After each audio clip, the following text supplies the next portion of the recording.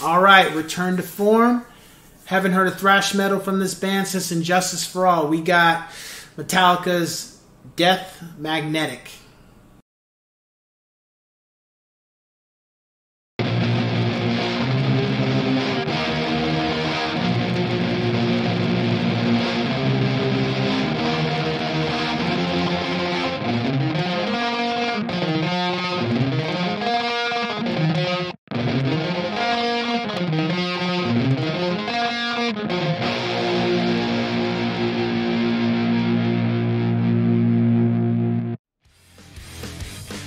What's going on, ladies and gents in Cyberland? Coming back to another album review, and this time we're on to Metallica's 9th album.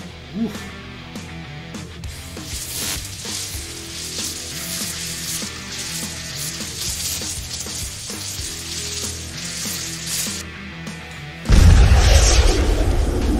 Death Magnetic.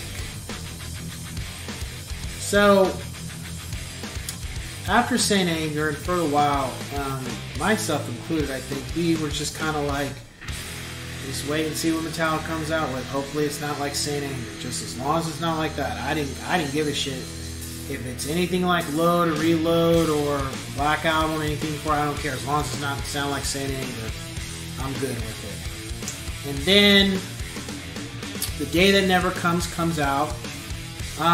And for the most part, and also by this point they have a new bassist, Robert Trujillo. He came in during Saint Anger, but he didn't record on the album. He came in after the fact the album was done. He's a great bassist. Really, just a really good bassist. So we hear Day That Never Comes. At the time I was like, it sounds cool. I don't really... It kind of gave me vibes of One. And I was okay with that. I didn't feel anything bad about it. I just was like, it's cool. I wasn't excited. I was just like, okay, cool. And about a week or two before the album dropped, I was able to hear it, acquired it. And when I heard That Was Just Your Life,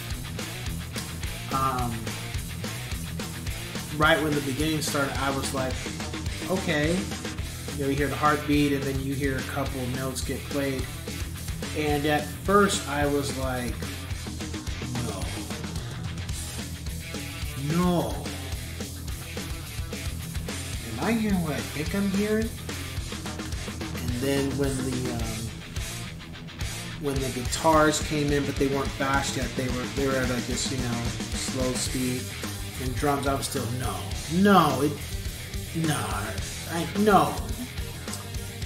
And then as the music sped up, and it kept speeding up, and it kept speeding up, and it kept speeding up, and then all of a sudden James started coming in with the lyrics, and I was just like, I was like, oh shit. I'm like, is this what am I hearing? Is this what? And the song kept going, and it kept its pace. It was very fast. And then Kurt came in and did his thing on the solo, and it kept going. I was just like, I think this is a thrash metal album again, because I didn't really pay attention to what was being said in the media and then being asked questions. I was just kind of like, I had a lot of shit going on at the time. I was already, my girl who was I was about to be a parent, so I was going through a lot of stuff right now, and music was not one of those things I really could concentrate on, and I just happened to come across the album when I did, and I was completely blown away from what I heard. The End of the Line, and All Nightmare Long, Cyanide, and then Judas Kiss. But then the other thing is an instrumental. Got an instrumental again after all these years, these decades. Suicide and Redemption, and I was very happy with what I heard. As soon as the album dropped, I went and bought it, and I loved it. It was a return to form. I always say, Rick Rubin had said this because he said this is the album that should have came after Injustice, or if it would have been after Injustice for All. And I'm like, absolutely 100% agree. was this the album that Metallica should have released after Injustice? At the time, I felt they should have. But now looking at retrospect about things, like, no, this needed to be, everything came full circle for a reason. And I loved it. It's one of my favorite albums by the band. However, this is the controversy, and this is an issue for me, and I'm sure it's an issue for a lot of people. There are two versions, really three versions of this album. The one you bought when it first came out. Then there was another one that was remastered for free where the fans could download the tracks off of iTunes, because I guess there was something about the noise or something. There's something about people will make music too loud to where you can't hear the sophistication of it or something like that. And they said this album was one of those albums, and it caused the problems, really distorted, and it didn't sound right. And people were feeling some type of way about it and voicing their concerns. They weren't saying the album was bad, they were just saying it was noisy, but not for the sake of the right reasons, I guess. And then the other part. So apparently, Death Magnetic, before it was finished, there was a version of the album that was put for Guitar Hero at the time. And the Guitar Hero version of the album sounded fucking better than the ones that we bought. Meaning the guitars were more prevalent in the track. The drums were still good, but the guitars, there were certain parts of the song that had guitars where the album you bought did not. The bass was more prevalent, and especially Suicide Redemption, how it starts on the album, it just goes dun, dun, dun, and it just, the volume increases, then you hear the song. But on the guitar version, you actually have it starting out where Rob is playing bass, and then gradually the guitars come in, they come in like low level and start increasing as he's playing bass, and then it all comes together. That's an example. The guitar work for the end of the line for the Guitar Hero is totally different, or there's elements that are in the Guitar Hero that should have been in the album that we bought. And then the solos for Suicide Redemption, there is a longer cut of those solos for James and Kurt than what we bought. And it caused a huge problem, because then bands literally took the tracks and remastered them, and you can find them online. I'm just telling it like it is. I got them because I'm just like, even though the album is a good album, this part was fucked up. And it should not have happened. And what gets me is that how is it you release the Guitar Center version that's the best version of the album, and then the album that we paid for is subpar to the actual Guitar Hero version? And there's a bunch of excuses or a bunch of issues, but at the end of the day, it's just not good. I think this is a huge problem. And this is why I don't give the album a 10 out of 10. Because I think it's a classic album. I think Death Magnetic was a beautiful written album. And then you got the extra tracks that come with it beyond Magnetic. And even, Lars said, hey, we give you guys the intro that you can put on for My Apocalypse. And I spliced the two together because I think it goes perfectly with it. But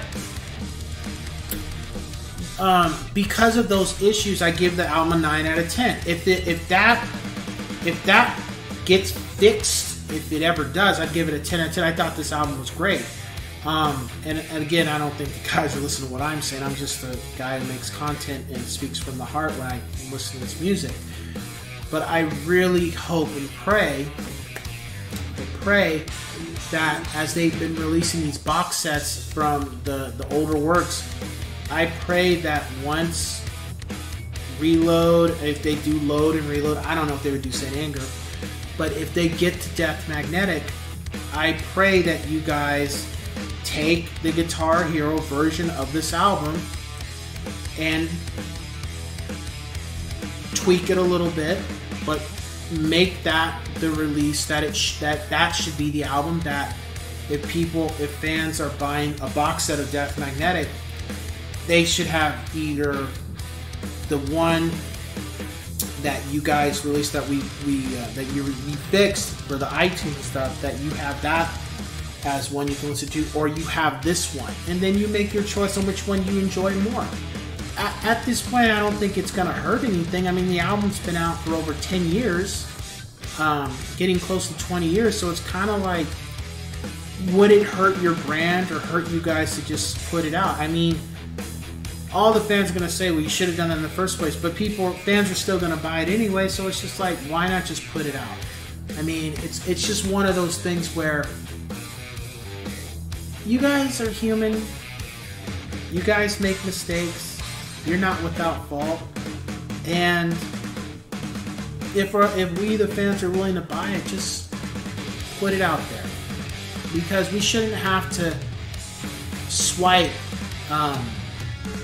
files online to have the better quality of what the album should have sounded like, because the Guitar Center version is the better of the album that's been released. It's just more fuller than what we ended up buying, kind of thing. And I'm not mad. I'm not feeling some type of way about it, because I have both. The one I listen to is the Guitar Center version, of course, but I look at it as like, you know, it just goes to show that, look, no matter how much we think about our bands and our hip-hop groups and stuff, they're human and they're fallible and they make mistakes, and they're not without fault, and it's okay to be that way. It doesn't, you know, it just goes to show that we're none of us are perfect, and we all can fall and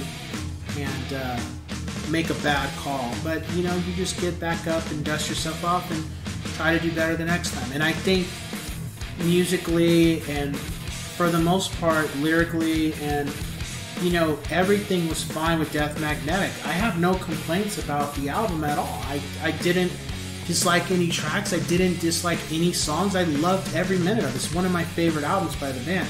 But at the same time, I just feel like we need to have the version that was given to the Guitar Hero game, that needs to be remastered and put out if you guys are going to do a box set. You guys have the tracks, you know it's out there, you might as well put it out there so we can listen to it. I mean, Justice for All is an entirely different situation, but at the same time, you guys have the stuff. There's no point in trying to withhold it, because the fans still can listen to those Guitar Hero tracks to this day. So might as well just put it out remastered, and it doesn't hurt you guys. It doesn't hurt the legacy of you. I mean, people are going to bitch and complain regardless, but at least put it out to where people like me can listen to it and enjoy it and say, hey, you know, this was the version they did for this and this version they did for that. Well, what happens? Like, well, they kind of made a mistake. They did it this way thinking this was the best course, and it wasn't, and that was it. It's you know, it's okay. So anyway, my top 5 tracks, that was Just Your Life, The End of the Line, Cyanide, My Apocalypse, and the Judas Kiss. And an honorable mention, Suicide and Redemption. I loved that track. The only reason why I didn't put it as my top 5 is because there were so many songs and lyrics and such, but I completely loved Suicide and Redemption. I teeter between, to this day, To Live Is to Die or Suicide and Redemption being my top instrumental track from the band to this day. I loved everything about Suicide Redemption. So sometimes Suicide Redemption and To Live Is to Die, and then vice versa. And then I would say Orion, and then I would say Call of Cthulhu. So anyway, as far as should you listen to this album, absolutely. It's a return to form, and to me, those who like the first 4 albums would definitely like this one more than Load and Reload. And like, I mean, of course, it's better than Cyanide. So this is kind of, if it was like the locker room thing I've been saying, Death Magnetic would be hanging around the locker room of albums 1 through 4 as opposed to the other 2 locker rooms. So, yeah, let's cue the music.